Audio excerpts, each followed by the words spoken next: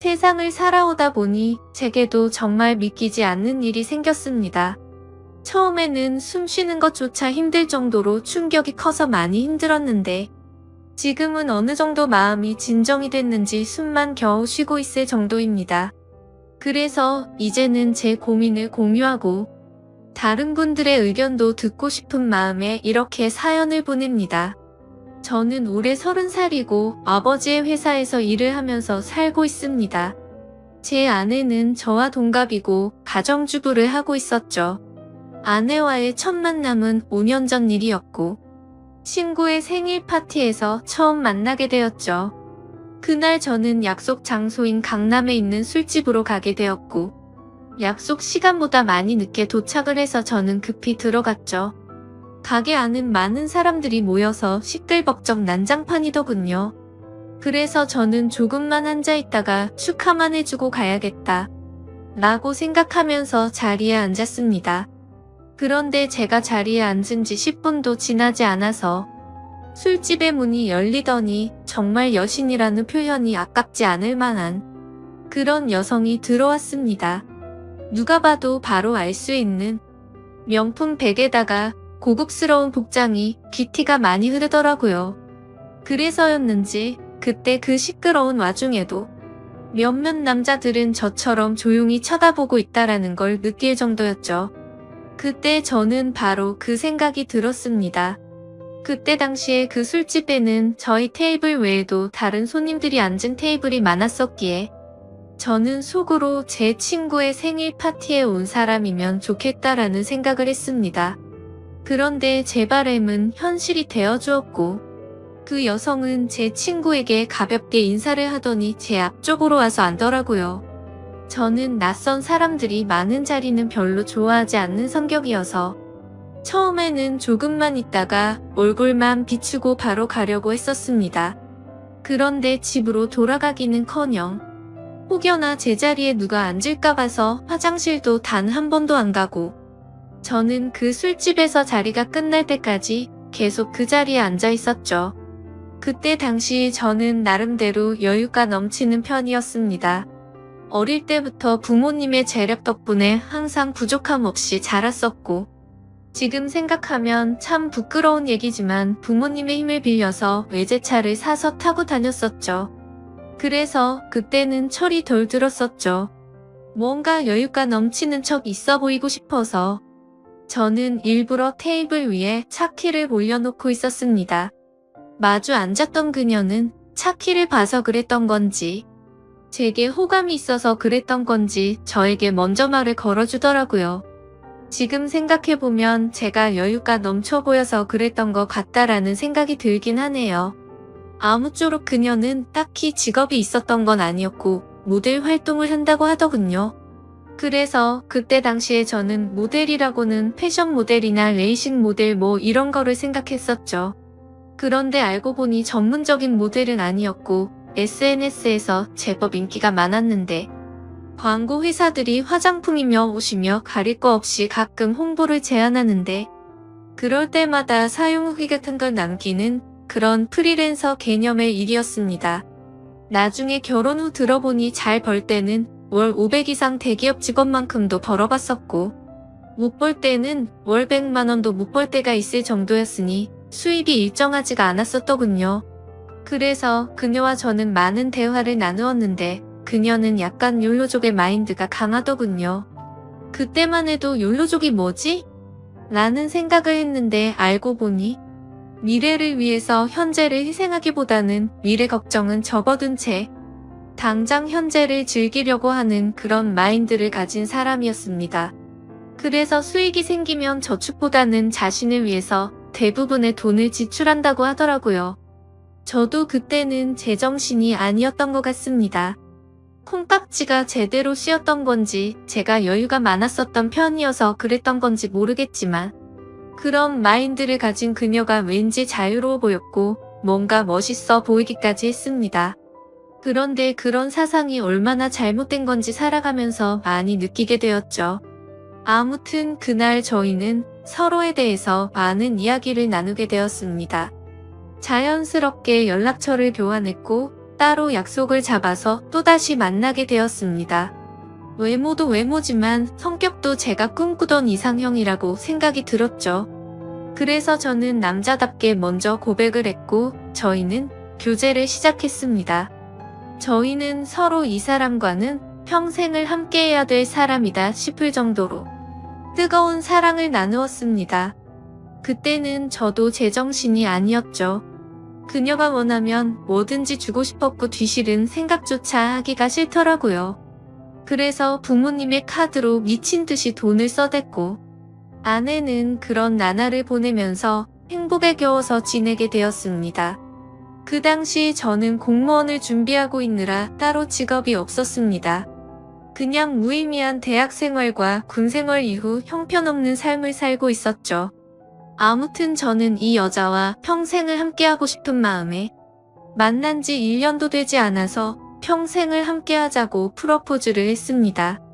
제 아내는 제 프러포즈를 받아주었고 저희는 그렇게 어리다면 어린 나이에 빨리 결혼을 하게 되었습니다. 저는 학생이라는 신분으로 결혼을 시작하게 되었고 부모님의 지원 아래에 신혼생활을 보내고 있었습니다.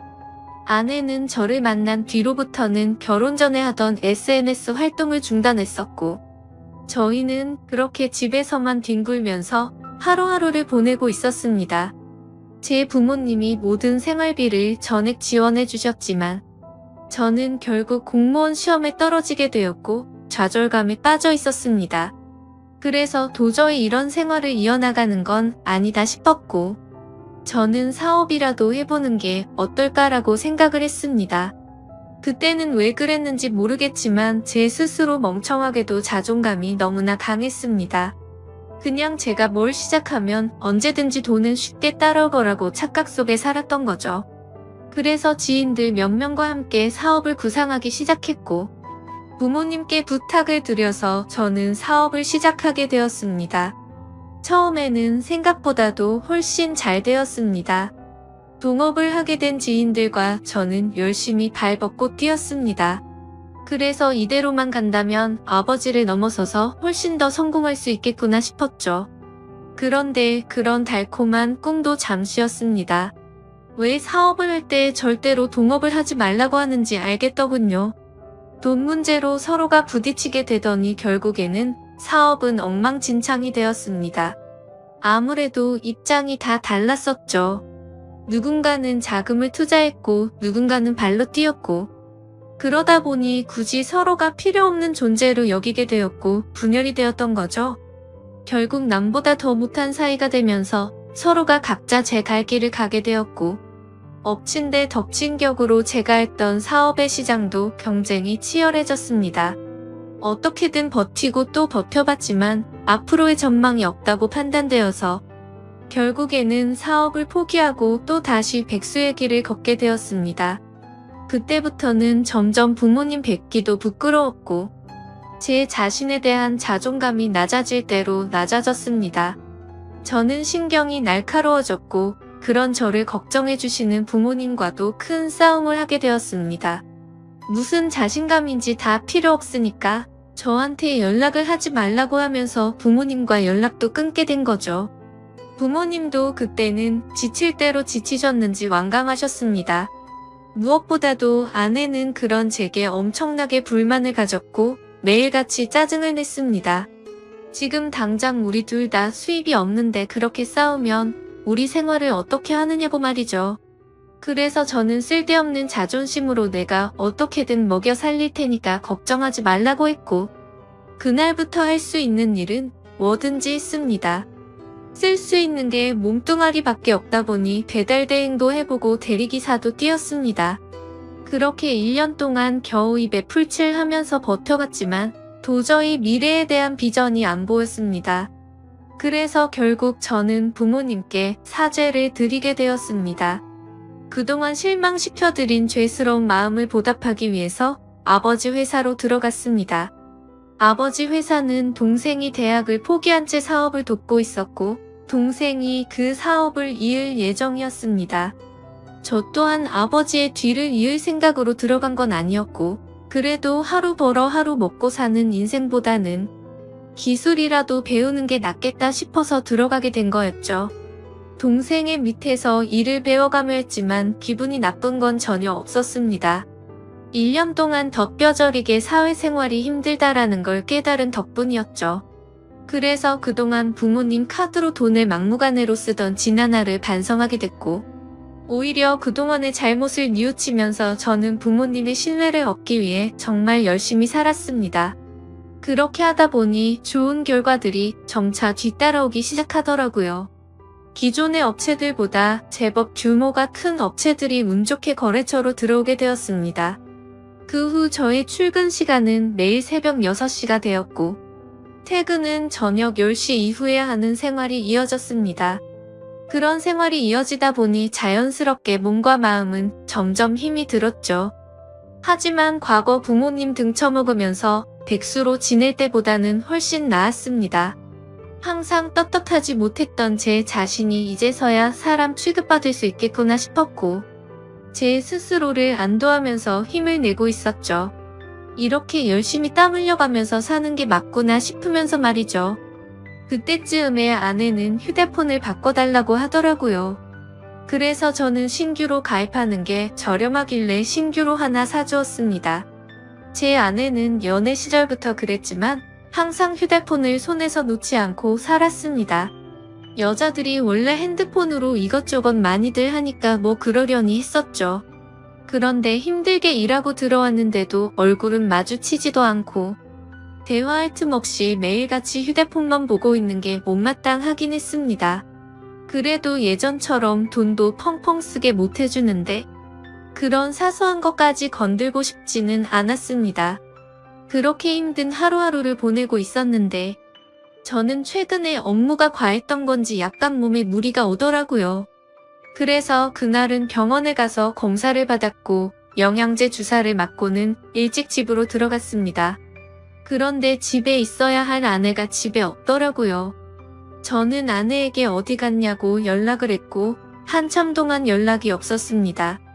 평소에 항상 휴대폰을 분신처럼 끼고 사는 사람이 연락이 없으니까 뭐지 싶었죠. 그러다 저는 몸이 너무 좋지 않아서 저도 모르게 잠이 들었고 제가 연락을 한 지 거의 2시간이 지나서 아내에게서 답장이 와 있더라고요. 친정에 왔는데 잠깐 잠들었었다며 지금 집에 들어온다고 하더군요. 그래서 그때는 큰 의심 없이 그냥 그런가 보다 했습니다. 그러다 결국 사건이 터지고 말았습니다. 저는 병원을 다녀온 뒤로 무리하다가는 큰일 생길 수도 있으니 주말에는 좀 쉬라고 하더군요. 그래서 모처럼 주말에 아내와 초저녁부터 외식을 하면서 술을 한잔하고 있었죠. 그렇게 한창 술을 마시다 아내는 화장실에 갔고 아내 가방에서 카톡 소리가 나더라고요. 저희는 연애할 때부터 서로의 휴대폰을 보지 않기로 약속했었는데 갑자기 무슨 생각인지 저도 모르게 아내 휴대폰을 집어들어서 보게 됐습니다. 휴대폰은 잠금 상태가 되어 있었고 얼마 전에 아내 휴대폰을 사주면서 제가 등록해두었던 패턴으로 풀어봤습니다. 아직 패턴을 바꾸지 않았는지 바로 풀리더라고요. 근데 카톡 내용을 보니 나와 라고 와 있었습니다. 저는 그 메시지를 보는 순간 이건 뭐지 싶었죠. 누가 유부녀인 아내에게 이따위로 말을 하나 싶었고 기분이 더러웠습니다. 그래서 상대방의 카톡 프로필을 보니 50대 정도 되어 보이는 남자의 사진이더군요. 그때부터 뭔가 의심이 됐고 급속도로 분노가 치밀어 오르더라고요. 그래서 그 남자에게 곧장 전화를 했습니다. 그 많은 사람이 있는 곳에서 소리를 질렀습니다. 나 예지 남편인데 네가 뭔데 나오라 말하고 있다위 카톡을 보내냐며 욕을 했습니다. 그러자 상대방은 말을 더듬더라고요. 죄송합니다. 앞으로 다시는 연락 안 할게요. 정말 죄송합니다. 이러더군요. 그래서 저는 뭐가 죄송하냐고 계속해서 추궁을 했죠. 근데 몇 분 동안이나 그 정신 나간 놈은 죄송합니다 라고만 할 뿐. 제가 묻는 말에는 하나도 대답을 안 하더라고요. 그때부터는 더 이상 의심이 아니라 확신이 되었습니다. 아내는 잠시 후에 자리로 돌아왔고 저는 아내 휴대폰을 들고 있었습니다. 그 모습을 보고 아내는 곧바로 왜 남의 휴대폰 함부로 들고 있냐면서 짜증부터 내더라고요. 저는 헛웃음이 났고 아내에게 물었습니다. 뭐 숨기는 거 있냐고. 도대체 왜 그렇게 화들짝 놀라면서 화내냐고 물었죠. 아내는 휴대폰을 가져가서 자신에게 온 카톡 내용을 봤는지 잠시 생각하더니 말하더군요. 설마 오해하는 건 아니지? 라며 예전에 광고 의뢰하셨었던 사장님인데 연락이 온 거라고 하더라고요. 그래서 저는 너는 아는 사람한테 문자를 그따위로 보내는 사람 봤냐고 물었습니다. 그러자 아내는 그러게. 이 사람 제정신이 아닌가 본데? 라며 시치미를 떼더군요. 저는 말했습니다. 내가 이미 그 사람한테 전화했고 그 사람이 다 인정하고 사과까지 했는데 끝까지 거짓말하려고 하냐고 말했습니다. 외도를 했다고 듣지는 않았지만 일부러 아내를 떠보려고 그렇게 말해봤습니다. 그러자 아내는 통화 내역을 확인하더니 조용히 있다가 미안하다고 하더라고요. 제발 그 말이 나오지 않기를 바랬습니다. 그냥 단순한 착각이길 바랬고 그 대답을 듣는 순간 피가 거꾸로 솟더라고요. 이게 미안하다고 될 일이냐고 말했고 그동안 있었던 일에 대해서 솔직하게 말하라고 했습니다. 지금부터 거짓말 하나라도 하면 연락 온 그놈 당장 찾아가서 다 엎어버리고 네가 한 짓도 너희 친정에 가서 다 말한다고 했죠. 그러자 아내는 그동안 있었던 사실을 말했습니다. 아내도 처음부터 이러고 싶지 않았답니다.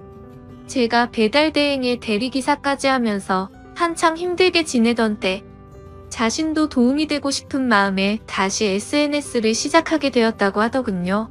그런데 한참을 쉬어서 그런지 예전처럼 광고가 들어오지 않았고 이 남자에게서 메시지가 왔다고 하더라고요.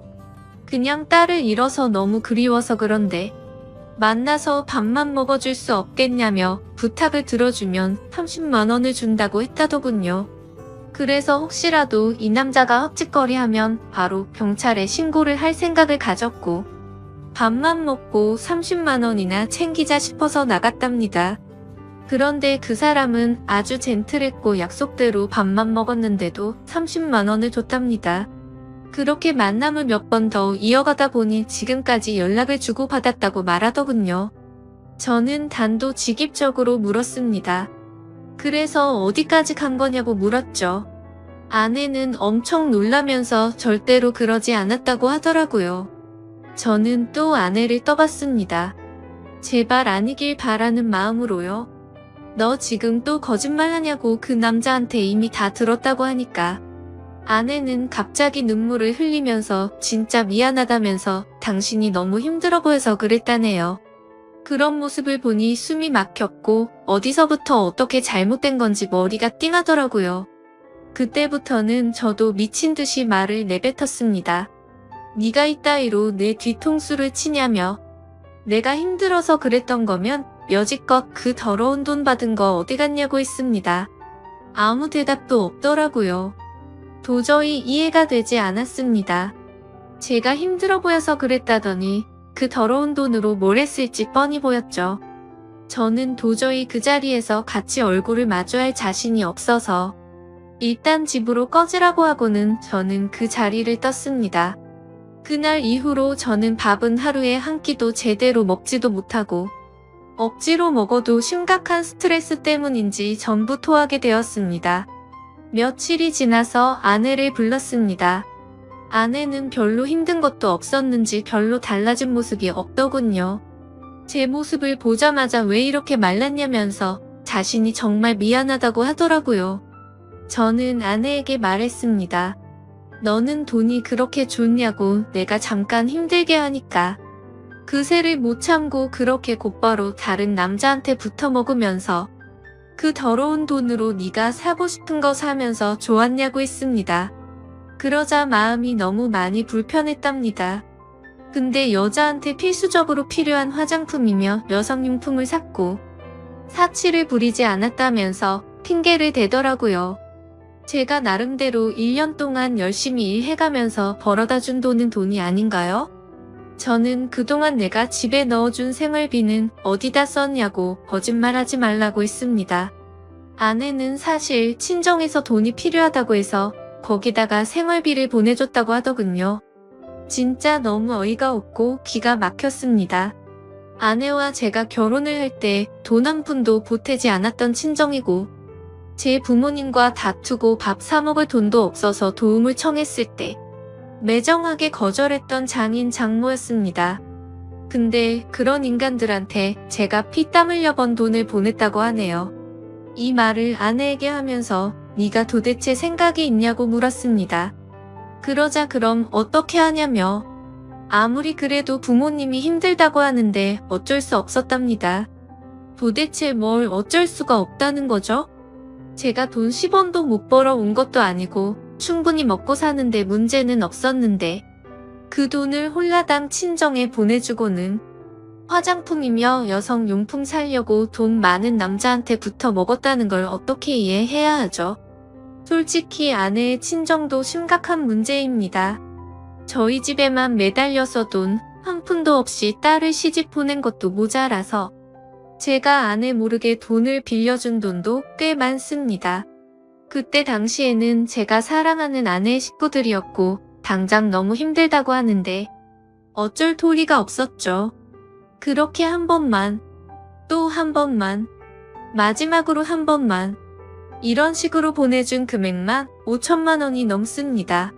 막상 아내의 얼굴을 마주하고 있으면 마음이 또 약해지는 것 같기도 하고 이런 제 자신이 정말 저도 답답하고 화가 납니다. 남들이 이런 고민을 갖고 있으면 남자가 진짜 바보 같은 놈이구나 했을 겁니다. 그런데 막상 제게 이런 일이 생겨버리니 아닌 걸 알면서도 단호하게 내쳐지지가 않네요. 아내는 계속 울고 불며 미안하다고 절대로 두 번 다시는 이런 일 없을 거라고 믿어달라면서 빌고 있는 상황입니다.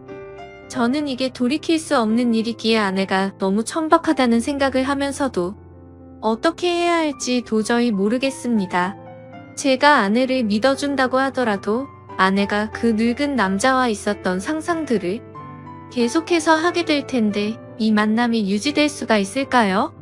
정말 어떻게 이렇게 한순간에 처참하게 모든 게 무너져 내릴 수 있는지 제게 닥친 가혹한 현실이 너무 힘이 드네요. 인생이란 참 어렵고 힘든 것 같습니다.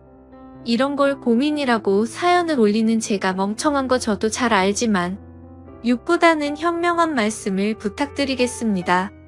감사합니다. 제게는 가족보다 더 가깝다고 생각했고 제 인생이 끝날 때까지 평생 함께 할 줄 알았던 친구가 있습니다. 하지만 그런 친구에게 저는 결국 배신을 당하고 말았습니다. 친구와 저는 흔히 말하는 어릴 적부터의 친구 사이는 아니었지만 그 누구보다도 서로를 가장 잘 알고 가까웠다고 생각했고 또 의지했었던 사이였죠. 우선 저는 30대 초반이며 서울 토박이로 생활을 하고 있습니다. 그 친구를 처음 알게 된 지도 벌써 10년이 훌쩍 넘은 얘기죠. 친구를 처음 알게 되었을 때는 대학교 때 시절 알게 되었습니다. 처음 대학교를 가는 날 마치 학창시절처럼 낯선 사람들이 가득했죠. 그런데 제 옆자리에 앉았었던 그 친구는 제게 먼저 말을 건넸습니다. 자신은 어릴 때부터 제주도에서 자라서 낯선 환경이라 저에게 잘 부탁한다고 하더라고요. 근데 저도 서울에 살았을 뿐이지 여기 있는 모든 게 다 낯설고 부담스러운데 이런 부탁을 하니 뭔가 부담스럽긴 했지만 반갑기는 하더라고요. 근데 그 친구의 성격은 그렇게 타고난 사람이었죠. 처음 보는 사람에게도 아무렇지 않게 다가가는 그런 성격의 친구였습니다.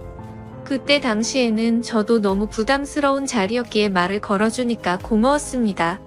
제게는 낯선 환경에서 도움이 돼주었던 친구였죠. 그 친구와 저는 어떻게 보면 아무도 모르는 낯선 사람들 가운데 처음으로 친구가 된 셈이었습니다. 그래서 같이 많은 시간을 함께 붙어 다녔고 결국 동아리까지 같이 들어가게 되었습니다. 지금은 그렇지 않겠지만 제가 대학교 생활을 할 때만 해도 특정 동아리는 마치 군대 마냥 군기가 엄청 강했습니다.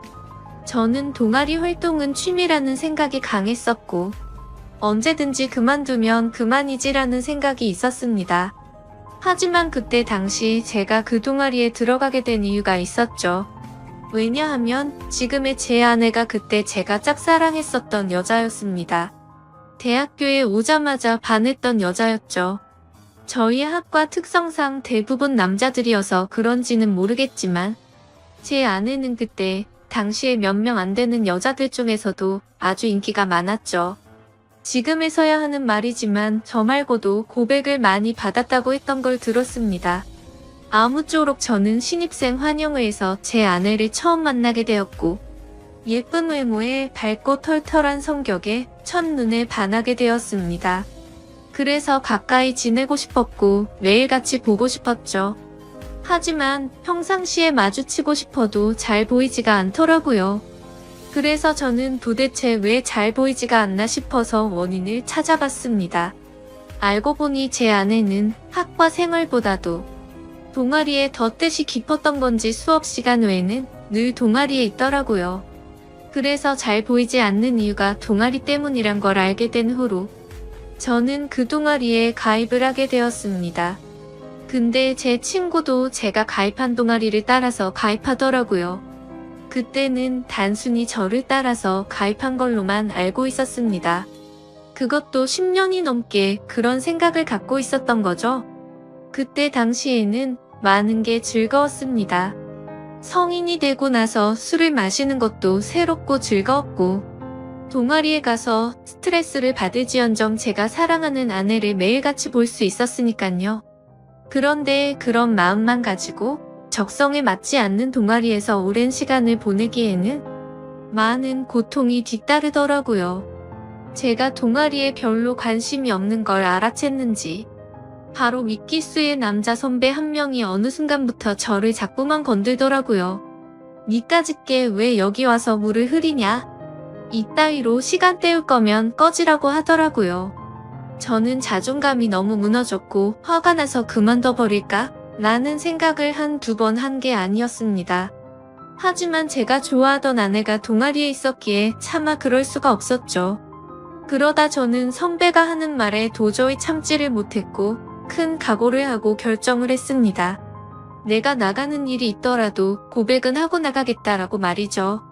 그래서 고백을 하려고 몇 날 며칠을 기다렸습니다. 그러다 때마침 고백을 할 수 있는 기회가 생겼죠. 저는 시험 기간이라 공부를 했고 밥을 먹고 잠깐 잠이나 잘까 해서 동아리 방에 들렸더니 제 아내가 혼자서 동아리에서 있었던 거죠. 그래서 저는 무조건 오늘 고백을 해야 하는 기회이구나 싶었고 제 진심을 담아서 고백을 하게 되었습니다. 하지만 그 말을 듣더니 곧장 아내는 장난치지 말라며 저의 고백을 거절했었죠. 그래서 저는 장난으로 하는 말이 아니고 당신 때문에 관심도 없는 동아리에 가입까지 했다고 말했습니다. 그러자 아주 오랫동안 깊은 생각에 잠겨서 고민을 하더라고요. 그러면서 자신은 고민할 게 있다면서 생각을 해보고 대답을 해준다고 했습니다. 그날로부터 일주일 정도를 기다렸습니다. 제 아내는 저의 고백을 받아주게 되었고 저희는 교제를 시작하게 되었죠. 그 이후 저는 동아리를 탈퇴하려고 했지만 여자친구가 여기에 있는데 다른 남자들이 찝쩍거릴 것 같아서 결국 끝까지 버텼었죠. 하루하루가 행복했었고 대학교를 오기 잘했다고 생각했습니다. 첫눈에 반했던 여자와 연애를 하게 되었고 평생을 함께할 만큼 마음의 단짝이라고 생각되는 절친한 친구가 생겼으니깐요. 저와 아내는 자연스럽게 친구도 함께 자주 다니게 되었습니다. 그러다 결국 저는 군대를 가게 되었고 친구는 미국에서 출생만 한 미국 시민권자였기에 군대를 면제받게 되었죠. 저는 친구에게 말했습니다. 여친에게 다른 남자들이 절대로 찝쩍거리지 못하게 잘 부탁한다고요. 그러자 친구는 그런 걱정은 하지 말라며 건강히 잘 다녀오라고 했고 저는 그렇게 군대를 가게 되었습니다. 제 아내에게는 정말 미안하고 고마웠습니다. 서로 만나게 된 지 1년밖에 안 됐을 때 혼자 내버려두고 가야 했기 때문이죠. 그리고 2년을 한결같은 마음으로 기다려주는 모습에 제가 평생 책임을 져야겠다 생각을 했습니다. 그렇게 저와 아내는 군대를 다녀온 시간을 포함해서 5년이라는 길다면 긴 시간 동안 교제를 하게 되었고 곧바로 결혼을 하게 되었습니다. 그리고 나서 제 친구는 제가 결혼을 한 뒤로 자신의 고향인 제주도로 다시 돌아가게 되었죠. 친구는 제주도로 돌아가게 된 후에 부모님의 지원을 받아서 해양 레저숍을 운영하더라고요. 그렇게 사업을 성공적으로 이룬 친구는 젊은 나이에 억대가 넘는 연봉으로 성공한 삶을 이루었고, 저는 그저 그런 평범한 직장에 취직을 하게 되었습니다. 그렇게 친구는 1년에 한 번 정도씩 얼굴을 보게 되었죠. 하지만 너무 친했던 친구라서 아주 오랜만에 보더라도 어제 만난 듯이 전혀 거리낌이 없었고, 저희는 늘 그렇듯 우정을 다져가고 있었습니다. 그러다 얼마 전 친구는 이번에 비즈니스상 미팅이 있어서 서울로 온다고 하더라고요. 반가운 마음에 아내의 허락도 구하지 못한 채 저희 집으로 꼭 오라고 말했습니다. 막상 말하고 나서 끊고 나니 아차 싶더라고요. 그래서 아내에게 어렵게 말을 했죠. 성원이가 다음 주에 서울 올라와서 집으로 오라고 했는데 괜찮아? 라고 하자 아내는 잠깐 멈칫하더니 그럼 괜찮지라고 대답을 하더라고요. 저는 아내가 이해를 해주어서 다행이구나 싶었습니다. 며칠이 지난 뒤 친구는 서울로 올라오게 되었고 일을 마치고 저희 집으로 찾아왔습니다. 아내는 친구에게 간단히 인사를 하고는 술상을 차리러 갔고 친구와 저는 오랜만에 만나서 시간 가는 줄도 모르고 술자리를 가지게 되었죠. 그렇게 한창 술을 마시고 자고 일어났더니 친구는 여전히 잠을 자고 있었고 저는 늦잠을 자버리는 바람에 정신없이 출근을 했습니다. 그리고 나서 퇴근을 하고 집으로 들어갔더니 친구와 제 아내가 마주 앉아서 밥을 먹고 있더라고요. 저는 친구에게 내려간 줄 알았더니 아직 안 갔어? 라고 묻자 친구는 아직 일이 덜 끝나서 며칠만 더 있다가 간다고 하더라고요. 그러자 아내는 서울에 아는 사람도 없고 여기에 친구가 있는데 굳이 딴 데 가지 말고 저희 집에서 머물러도 된다고 말하더군요. 친구는 너무 민폐가 아니냐며 괜찮냐고 하는데 뭐라고 하겠습니까? 아내도 괜찮다고 하는데 친구가 되어가지고 다른 데 가서 자라고 할 수도 없었죠. 저도 네가 괜찮으면 여기에서 지내도 된다고 했고 친구는 곧바로 고맙다고 대답을 했습니다. 아내는 저도 앉아서 같이 밥 먹자며 밥을 차려주는데 뭔가 기분이 이상하더군요. 열심히 일하고 집에 들어왔더니 아무리 친구라지만 아내와 단둘이서 밥을 먹고 있다는 게 찜찜했습니다. 하지만 제가 너무 과하게 생각하는 거 아닌가 싶어 그냥 그러려니 할 수밖에 없었죠. 옷을 갈아입고 식탁에 앉으니 비싼 한우가 놓여져 있었고 온갖 음식이 푸짐히 차려져 있더라고요. 저는 아내에게 이게 뭐냐고 묻자 친구가 대답하더라고요. 제 아내가 먹고 싶어 해서 아까 같이 장 보다가 자기가 샀으니 부담 갖지 말아달라고 했습니다. 그래서 둘이 같이 장도 보러 갔다 왔냐고 묻자 친구는 술도 깨고 산책도 할 겸 같이 다녀왔다고 하더군요. 아무리 친한 친구라도 그렇지 이건 아니다 싶었고 그때부터는 기분이 좋지가 않았습니다. 그리고는 그날은 평소에 술은 입에도 대지 않던 아내도 합세하여 셋이서 술을 마시게 되었죠. 어느 정도 술이 들어가자 갑자기 아내는 친구에게 온갖 칭찬을 하더군요. 어떻게 너는 나이가 먹어도 아직도 예전 그 모습 그대로냐며 섬에 살아서 그런지 피부도 까무잡잡한 게 왜 이렇게 몸이 좋냐며 묻더라고요. 그러자 친구는 만져볼래? 하면서 힘을 주더니 그걸 또 만져보고 아내는 좋다고 웃더라고요. 그때부터는 그냥 기분이 더러웠습니다. 남편을 옆에 두고 이것들이 무슨 짓거린가 싶었죠. 저는 조용히 술만 마셔댔고 친구와 아내는 약간은 제 눈치를 본 건지 화제거리를 돌리더군요. 아내는 친구에게 요즘 경기도 안 좋을 텐데 제주도에도 피해가 크지 않냐며 물었고 친구는 자신이 하는 사업은 관광지 특혜를 받아서 그런지 크게 영향을 받지 않아 딱히 문제가 없다고 하더라고요. 그러면서 다음에 저와 같이 여행을 오면 풀코스로 관광을 시켜준다고 하더니 다른 거 걱정 말고 비행기만 타고 넘어오라며 말하더군요. 아내는 그 말에 좋다고 싱글벙글 웃는데 그때 저는 할 말이 없었습니다. 사실 아내에게 미안한 일이 있었던지라 거기다 대고 제가 뭐라고 말도 못했었죠. 결혼하고 얼마 지나지 않은 시점에 저는 지인의 권유에 투자를 하게 되었고 결국에는 사기를 당했습니다. 그때는 아내에게 조금 더 안락한 삶을 살게 해주고 싶은 마음에 과감히 투자를 했지만 오히려 빚더미에 안게 만들어서 생활을 더 힘들게 만들어버렸죠.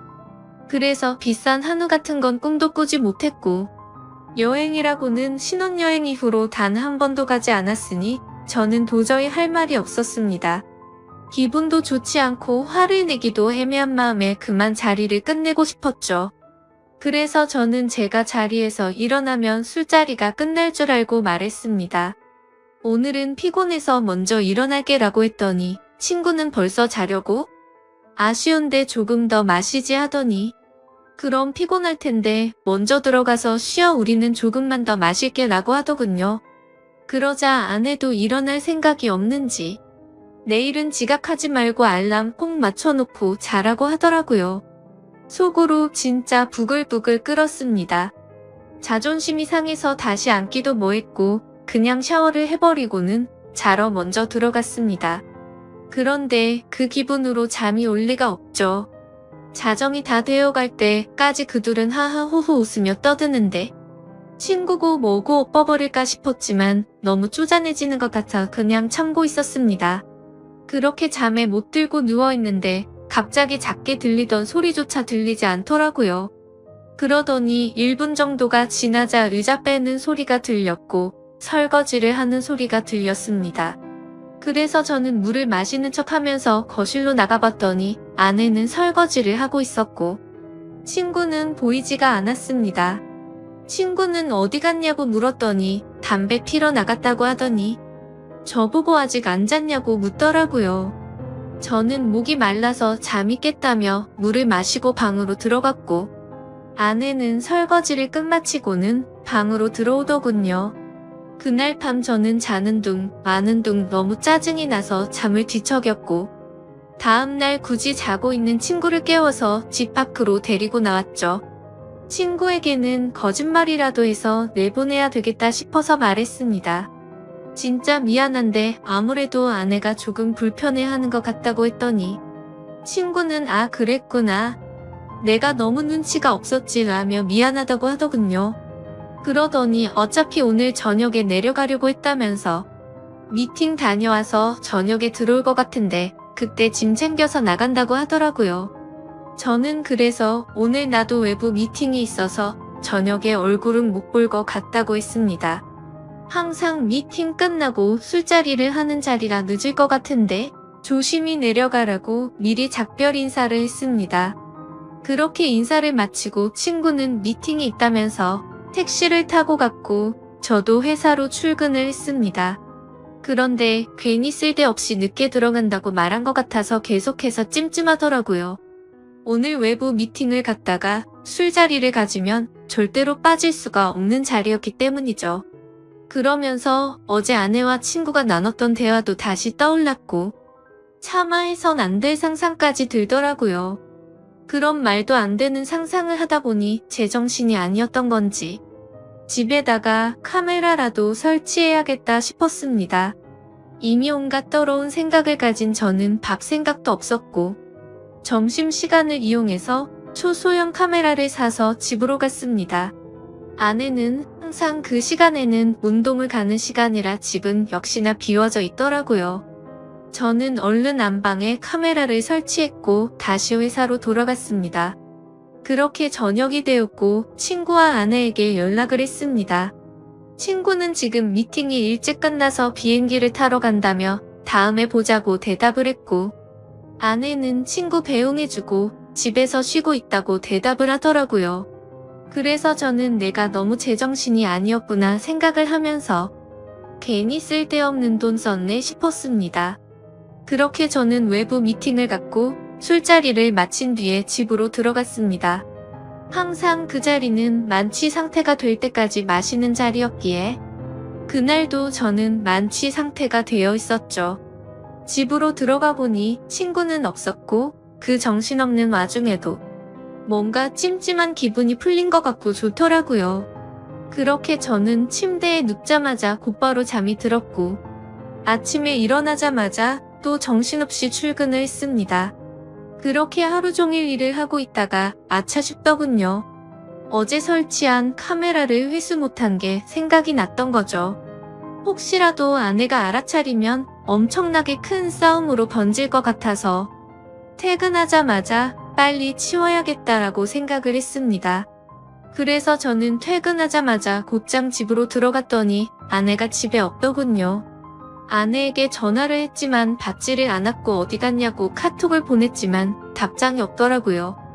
그래서 일단 아내가 들어오기 전에 카메라를 치워야겠다 싶어서 뺐습니다. 근데 아내는 2시간이 넘도록 전화도 오지 않고 카톡 답장도 오지가 않았습니다. 슬슬 짜증이 나기 시작했고 진짜 아내가 바람이라도 났나 싶었죠. 그래서 저는 갑자기 카메라 생각이 번뜩 났고 저장된 영상을 돌려봤습니다. 근데 정말 너무 충격적인 장면들이 그대로 녹화되어 있더군요. 제가 카메라를 설치하고 집 밖으로 나간 지 2시간 정도가 지나자 남자 여자 목소리가 들려오더니 제 아내와 친구는 방으로 키스를 하면서 들어왔습니다. 정말 그 모습을 보는 순간 바로 욕이 튀어나왔고 소리를 질러댔습니다.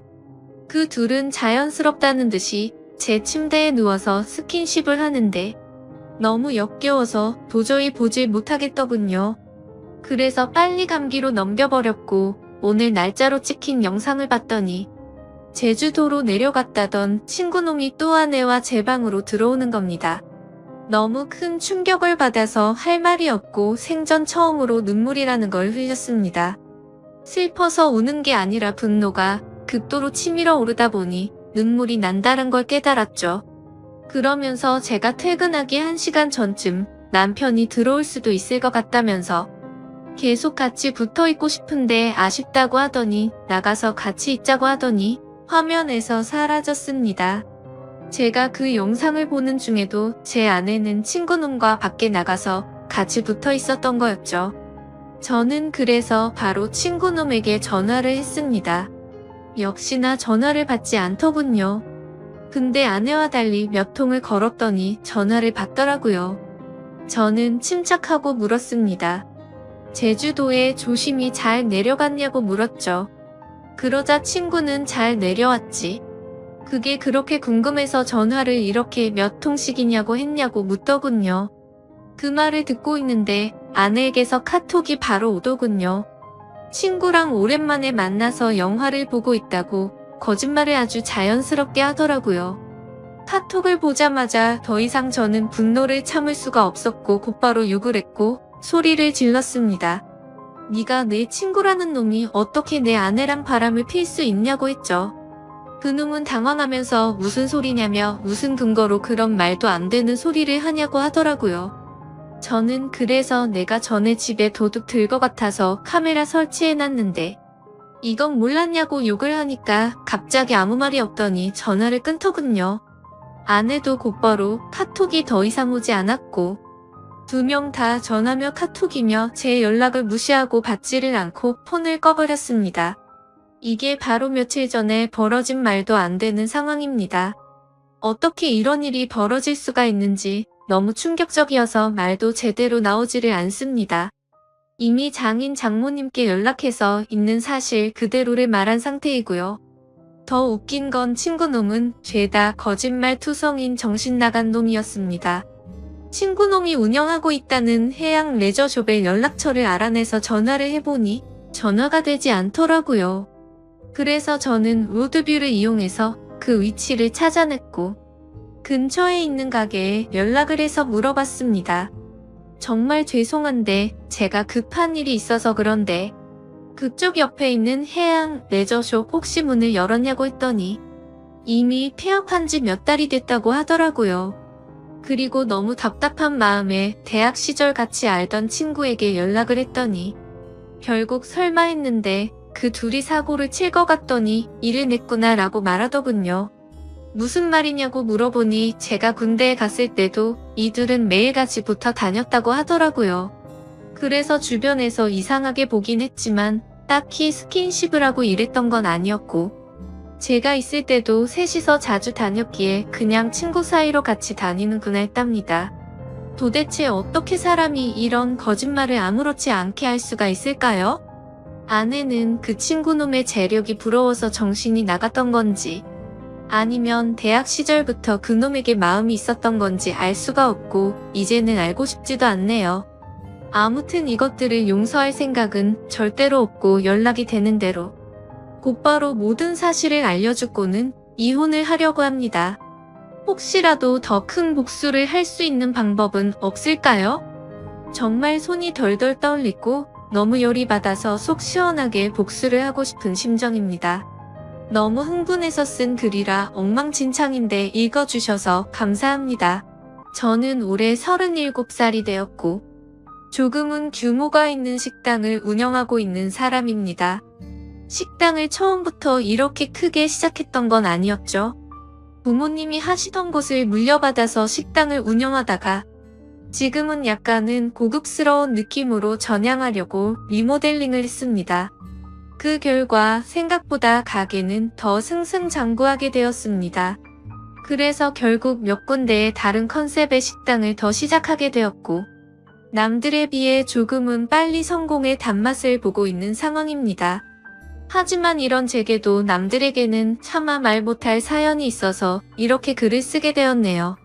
일단 핑계로 들릴 수도 있겠지만 일에 집중해서 사느라 그런 것도 있고, 여자에 대한 믿음이 많이 사라지는 계기가 생겨서 저는 아직까지 미혼으로 지내고 있습니다. 제가 하고 있는 고민은 친구였던 놈의 아내와 사랑을 나누게 되었고, 그 사실을 친구가 알게 되면서부터입니다. 어릴 때부터 저는 부모님의 가게가 엄청 바쁘셨기 때문에 항상 학교를 다녀오면 매일같이 부모님을 도와서 가게 일을 돕기 바빴습니다. 그러다 보니 자연스럽게 많은 친구들과 어울리지는 못하게 되었고, 어느 순간부터는 제가 학교에서 괴롭힘을 당할 뻔한 상황까지 생겼었습니다. 하지만 그땐 제가 워낙 숫기도 없고 말주변도 뛰어나지 않아서 학교에서는 조용히 지냈는데, 오히려 그 덕분인지 주변 친구들은 저를 괴롭히는데 흥미를 잃게 되었고, 저는 또래 친구들과 크게 다를 바 없이 학창시절을 지내게 됐었죠. 그렇게 성인이 될 때까지 학창시절 친하게 지냈던 몇몇 친구들만 봐오면서 지내왔었죠. 몇 년 전 일입니다. 어느 날 친구들과 술을 한 잔 마시는데 동창회를 하는데 친구들이 다 같이 나가자고 하더라고요. 사실 저는 내키지는 않아서 참석하지 않으려고 했습니다. 어릴 때의 기억은 그다지 좋지 않았었기에 별로 나가고 싶지 않았죠. 그런데 그때 친구의 한마디가 제 마음을 돌리는 계기가 되었습니다. 너 지연이도 이번 동창회 모임에는 참석한다는데 너 진짜 안 나가려고? 지금은 이렇게 사업도 성공해서 잘 사는데 지금 이런 모습 보여주고 싶지 않냐고 하는 겁니다. 그래서 저는 1초의 망설임도 없이 동창회를 꼭 참석해야겠구나 라고 생각을 했습니다. 어릴 때부터 짝사랑했던 그녀도 동창회에 나온다고 하니 어떻게든 나가고 싶었죠. 그때는 정말 말주변도 없어서 바라만 보고 마음을 애태웠던 여자인데, 제 마음 가슴속에 묻어두었던 감정이 다시금 살아나는 기분이었습니다. 그렇게 동창회 모임의 날이 다가왔고, 거의 20년 가까이 한 차례도 보지 않다가 만나니까 누가 누군지도 잘 모르겠더라고요. 하지만 딱 2명은 정확하게 얼굴을 보자마자 옛날 생각이 나서 바로 알겠더군요. 한 명은 제 짝사랑이자 첫사랑이었던 그녀였었죠. 어릴 때에 비해 나이가 많이 들어서 30대 초반이 되었을 때라 풋풋함보다는 약간은 성숙해진 느낌이었고, 옛날 얼굴이 조금은 묻어났지만 약간은 평범하게 변해 있더라고요. 그래서 첫사랑은 가슴에 묻어두라는 말이 괜히 있는 게 아니구나 싶었습니다. 그렇게 조금은 실망감을 안고 괜히 왔다 싶은 마음이 들었지만, 막상 다들 오랜만에 보니까 반가워서 주변 동창들과 인사를 하고 있었죠. 그러다 눈에 들어온 한 친구. 그 친구는 잊을 수가 없는 얼굴이었습니다.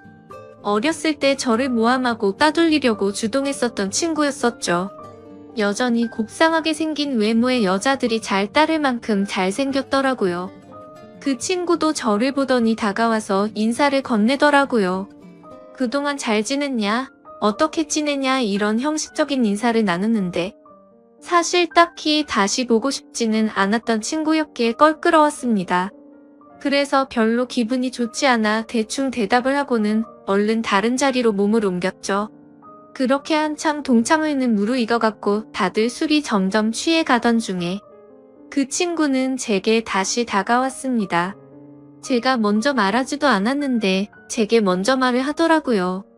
어릴 때 자신이 괴롭혔던 거 평생 후회했고 미안했다면서 정말 연락하고 싶었는데 네가 불편할까봐 차마 연락을 못했다고 말하더라고요. 그러면서 본인은 어릴 때부터 가난에 찌들어서 생활이 힘들었는데 제 부모님이 돈을 많이 버셔서 그게 부러워서 어린 마음에 너무 짓궂었다고 사과를 하는데 솔직히 어릴 때 일이라 그럴 수도 있겠구나 싶었고 저는 괜찮다고 대답을 했죠. 그렇게 그날 동창회는 끝이 났고 제 마음속에 간직하던 첫사랑은 떠나보내게 되었고 제가 가장 증오했던 친구는 제 친구로 남게 되었습니다.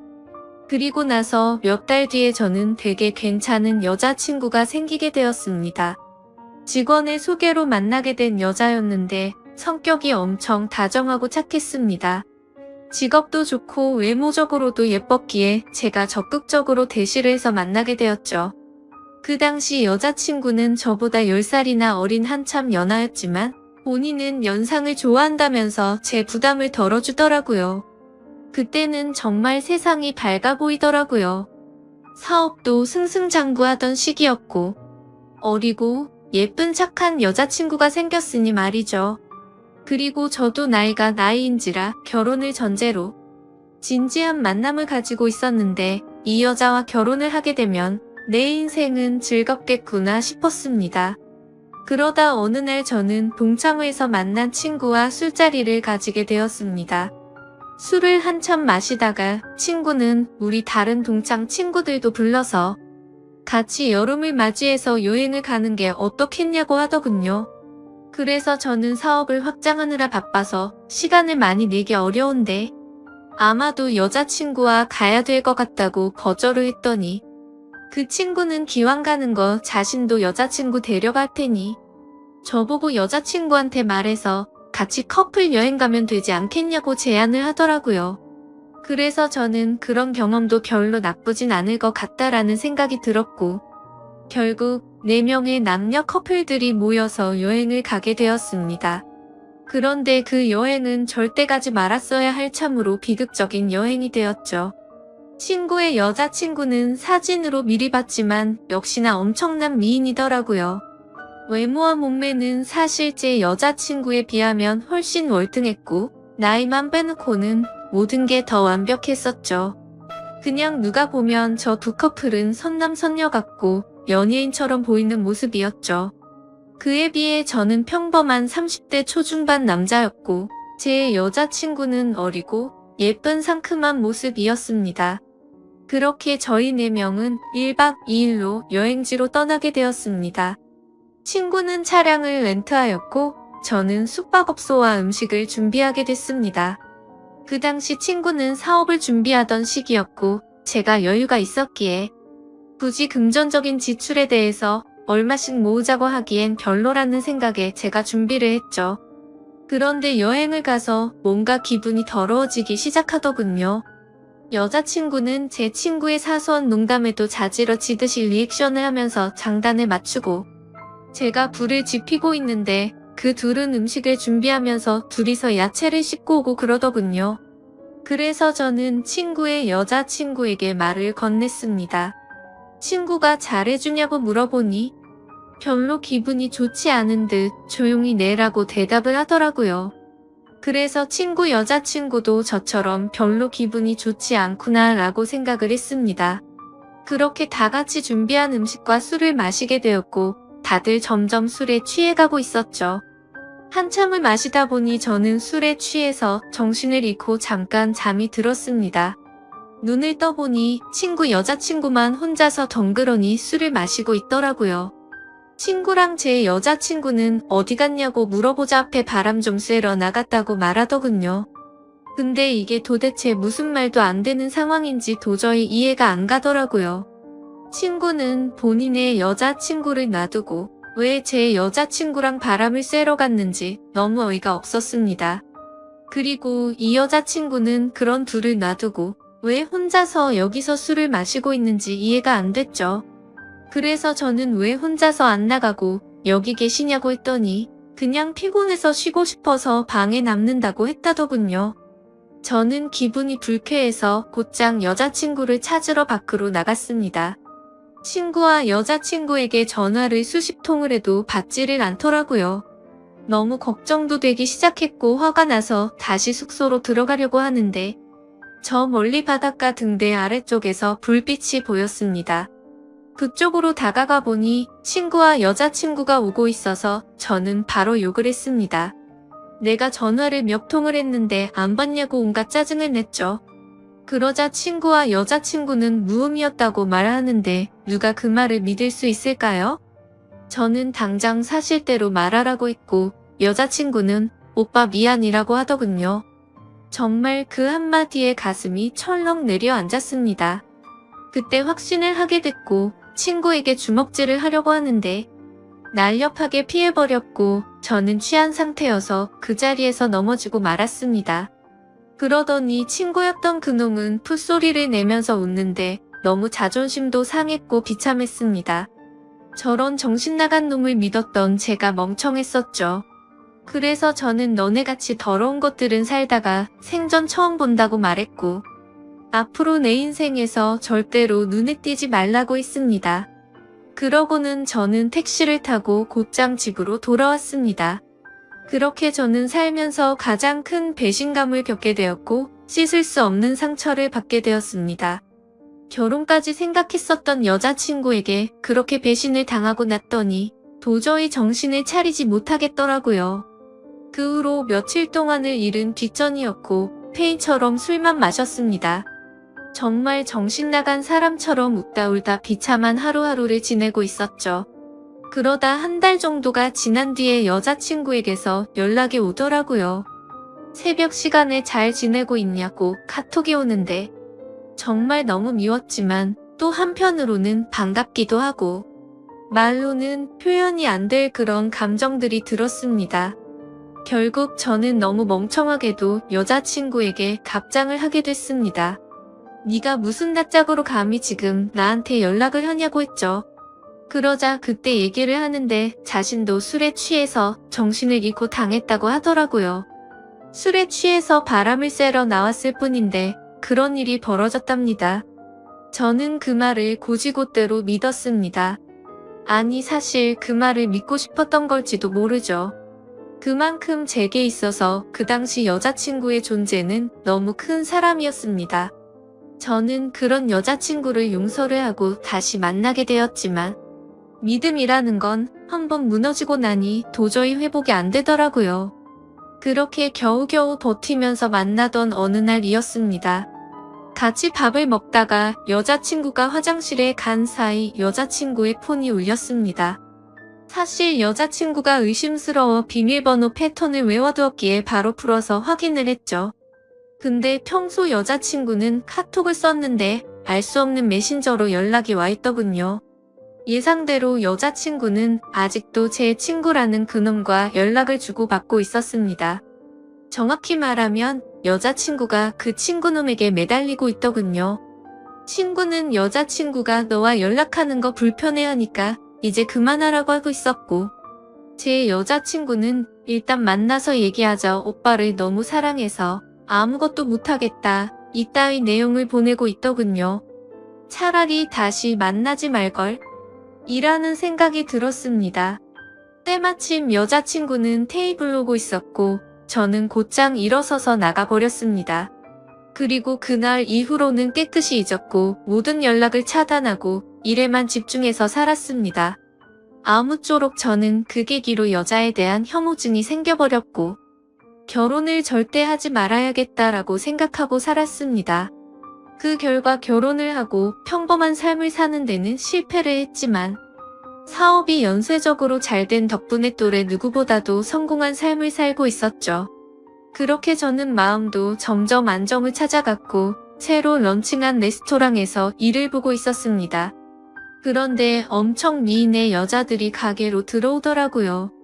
저는 반갑게 인사를 하면서 테이블로 안내를 하는데 그 일행 중에 한 명이 제 이름을 부르면서 혹시 재우씨 아니냐고 하더라고요. 그래서 얼굴을 봤더니 친구놈의 여자친구였습니다. 몇 년이 지났지만 워낙 미인이었기에 바로 알겠더라고요. 끼리끼리 논다더니 미인들끼리 노는구나 싶었죠. 근데 그런 미인들 중에서도 사실 제일 예쁘더군요. 아무튼 그녀의 주변 친구들이 아는 분이냐고 물어댔고 그녀는 예전에 알게 된 분이라며 혹시 여기도 새로 오픈한 곳이냐고 묻더라고요. 저는 맞다고 대답을 했고 주변에 있던 사람들이 어떻게 이렇게 젊은 나이에 이렇게 좋은 자리에 큰 레스토랑을 열었냐면서 다들 놀라워하는데 괜히 으쓱하더군요. 그래서 즐거운 시간 보내라고 하고는 뭔가 잘난 척이 하고 싶었던 건지 비싼 와인을 서비스로 내주었죠. 그렇게 그날 이후로 그녀는 이따금씩 저희 레스토랑에 찾아오곤 했고 가벼운 인사들만 나눴습니다. 그러다 점심 식사를 마치고 나가면서 오늘 저녁에 술이나 한잔할까요? 라고 묻더라고요. 저는 갑자기 그런 제안을 받자 뭐 하는 거지 싶었는데 본인도 그때 만나던 친구놈과 헤어졌다며 시간 괜찮으면 연락하라면서 명함을 주고 나가더라고요. 내가 왜 너랑 술을 먹냐고 생각은 했지만 행동은 달랐죠. 연예인보다 더 예쁜 미인이 술을 먹자고 하는데 라는 생각도 들었고 사실 그 친구놈이랑 그 사건이 있고 나서 어떻게 됐는지도 궁금하더라고요. 그래서 그날 저녁 근사한 곳에 약속 장소를 잡고 저는 신나는 기분으로 나갔습니다. 그녀는 점심때와는 다른 여성스러운 복장으로 제가 있는 곳으로 다가오는데 진짜 선녀 같다랄까? 후광이 비치는 게 이런 거구나 싶었습니다. 넋을 놓고 있다가 저희는 그렇게 식사를 하면서 술을 마시기 시작했죠. 그래서 저는 머쓱하게 그동안 잘 지내셨냐고 물었고 그녀는 종종 보시면서 처음 물어보시네요. 라면서 웃는데 솔직히 그 미소에 가슴이 두근거릴 정도였습니다. 예전에 여행 갔을 때도 이렇게 예뻤었나 싶었는데 생각해보니 그때는 웃지도 않고 기분이 안 좋아 보였었죠. 아무쪼록 이런저런 사소한 잡담을 나누면서 술을 마셨고 어느 정도 술이 취해갈 때쯤 제가 진짜 궁금했었던 걸 저는 물었습니다. 그때 여행 갔을 때 친구놈이 그런 짓 한 거 알았냐고 물어보니 바람기가 너무나도 심한 사람이어서 헤어지려고 마음먹고 있었기 때문에 상처가 되긴 했지만 그냥 그러려니 했고 그날 이후로 바로 헤어졌다고 하더라고요. 그래서 저는 뭔가 이상하긴 하더라고요. 여자친구를 다시 만날 당시에 친구놈이 여자친구가 연락하는 거 불편하다고 했는데 그새 다른 여자친구가 생겼었던 건가? 라고 생각을 했습니다. 어차피 그런 건 중요한 건 아니었고 서로가 그때 일을 꺼내봤자 기분이 좋지 않아서 넘어갔죠. 그렇게 그녀와 술을 마시고 저희는 훨씬 더 가까워졌고 몇 번을 더 만나다 보니 저는 그녀 덕분에 점점 제 아픔이 치유가 되는 기분이었습니다. 그녀도 처음보다 훨씬 더 미소가 많아졌고 서로가 행복한 날들을 보내고 있었습니다. 결국 저는 그동안의 상처를 지우기로 하고 큰 용기를 내서 고백을 했습니다. 그러자 그녀는 많이 당황을 했고 제 예상과는 달리 거절을 했습니다. 정말 마음이 아팠죠. 얼마나 큰 용기를 낸 건데 행복해 보였던 그녀가 거절을 할 거라고는 생각을 못했습니다. 그날부터는 또다시 저는 암울한 하루하루가 시작되었습니다. 출근을 해서도 가식적인 미소로 손님들을 상대할 뿐 또 다시 큰 상처가 저를 마구 쑤셔댔죠. 그렇게 며칠이 지나가던 날 그녀에게서 전화가 왔습니다. 지금 술이 너무 취해서 그런데 데리러 와줄 수 있겠냐고 하더라고요. 저는 너무 설레는 마음으로 미친 듯이 그녀가 있는 곳으로 달려갔습니다. 그렇게 집으로 데려다 주려고 하는데 한 잔만 더 마시자고 하더군요. 그래서 다른 술집으로 자리를 옮겼고 저는 너무 설레는 마음을 진정시키고 싶어서 술을 엄청 빨리 마시게 되었죠. 그렇게 서로가 술을 마시다 갑자기 대뜸 그녀가 울더라고요. 저는 제가 술에 취해서 알딸딸한 상태였기에 꿈을 꾸는 건가 싶고 너무 당황했습니다. 아니, 고백을 거절당한 건 저인데 왜 우세요라고 하니까 대답을 하지 않고 울기만 하더라고요. 그래서 그냥 실컷 울라고 내버려뒀죠. 한참을 울다가 그녀는 입을 열었습니다. 솔직하게 고백하고 싶은 게 있다고 했습니다.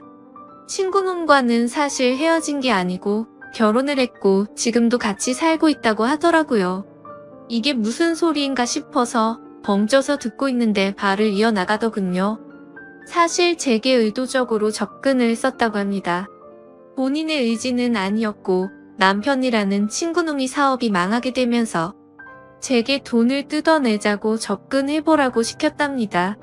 그때는 그녀도 도저히 그딴 짓을 할 수가 없어서 절대 못한다고 버텼지만 그동안 잘못된 만남으로 길들여지던 그녀는 결국 남편의 성화에 못 이겨 제게 접근을 했답니다. 그렇다고 처음 만난 것부터가 의도적인 건 아니었고 그때 만난 건 남편에게 말했더니 남편이 제 뒷조사를 했고 이렇게 계획을 세웠다고 하더라고요. 그리고는 저를 만나는 동안 자신이 너무 잘못된 삶을 살아왔다고 많이 느꼈다고 합니다. 못된 생각으로 접근한 건 맞지만 저와 있을 때면 이런 게 연애를 하는 기분이구나 라고 생각을 했고 자신도 모르게 점점 제게 진심으로 마음을 주고 있었다네요. 그런데 그런 나쁜 의도로 접근한 자신에게 고백을 하니까 너무 당황하게 됐고 거절을 할 수밖에 없었답니다. 그러면서 펑펑 우는데 남편을 만나기 전으로 돌아갔으면 자신이 이렇게 살지 않았을 거라며 말하는데 너무 가여워 보여서 아무 말 없이 안아줬고 이제는 제가 행복하게 해줄 테니 그 친구놈과는 정리를 하는 게 어떻겠냐고 했더니 본인이 이런 말도 안 되는 짓을 했는데 믿어줄 수 있겠냐고 하더라고요. 그렇게 저희는 서로의 사랑을 확인한 뒤로 그녀는 그 친구놈과 이혼을 하게 됐습니다. 그러다 어느 날 저희 집에서 그녀와 저는 사랑을 나누고 있었습니다. 근데 방문을 부수는 소리가 들리더군요. 저희 집이 주택가여서 창문을 깨고 넘어 들어와서 방문을 부숴버리고는 친구가 들어왔습니다. 그녀는 놀라서 소리를 질러댔고 그 친구놈은 제게 뛰어들어서 한참 동안을 싸웠습니다.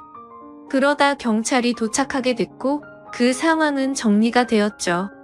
친구였던 그놈은 아내였던 그녀가 마음이 달라져서 이혼을 하게 되자 앙심을 품고 미행을 했던 거였습니다. 그래서 저희 집에 몰래 들어오게 된 거였죠.